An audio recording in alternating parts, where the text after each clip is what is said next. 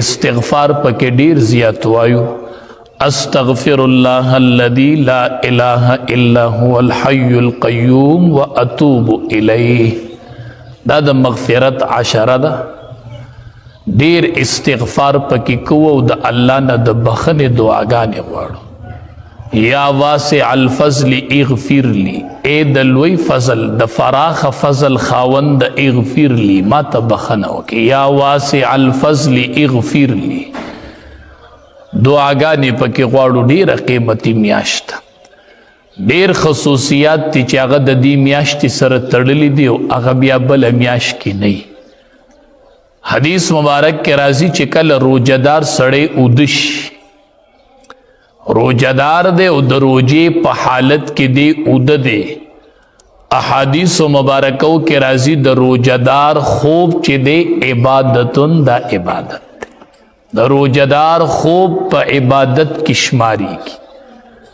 اوده دی او عمل نامه کې عبادت لیکل شي ځکه دی روجهدار دی. اگر که اوده دی خو د الله په یو حکم وسم عمل کوي چې هغه روجه ده. د خوب په ټیم کې هم د سړي روجه وي، نو اوده دی خو د الله په یو حکم عمل کوي چې هغه روجه ده، نو خوب هم الله ته په عبادت شماري. او چې کله روجهدار غلی ناسي، غلی ناسته چوپ ناسته، نو د روجهدار چپ ناسته چې د سبحان الله دی په عمل نامه کې سبحان الله لیکل شي. چې ادی نو عبادت لیکل شي او چې چوپ ناسی نو سبحان الله. دومره پورې د روجی فضیلت دی. چوپ ناستم سبحان الله د اد کېدلی هم عبادت دی.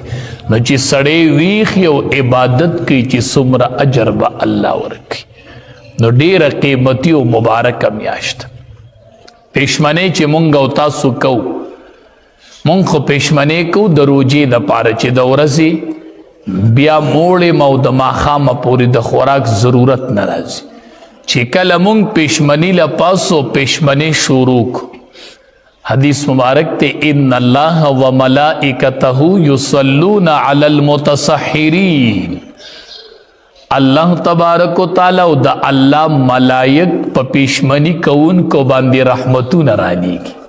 ته پېشمنۍ کوه او ملائک در باندې رحمتونه رالیږي. د الله د طرف نه پتا رحمتونه راوریږي چې کله پېشمنۍ له پاسېدلې.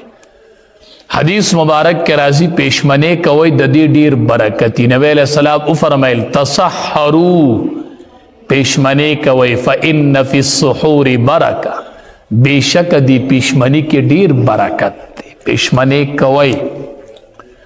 بعض خلق ماسخوتن ادکیږي او نیت د روجیو کې وي پېشمنۍ ته ضرورت نشته. نه دې کې ډیر برکت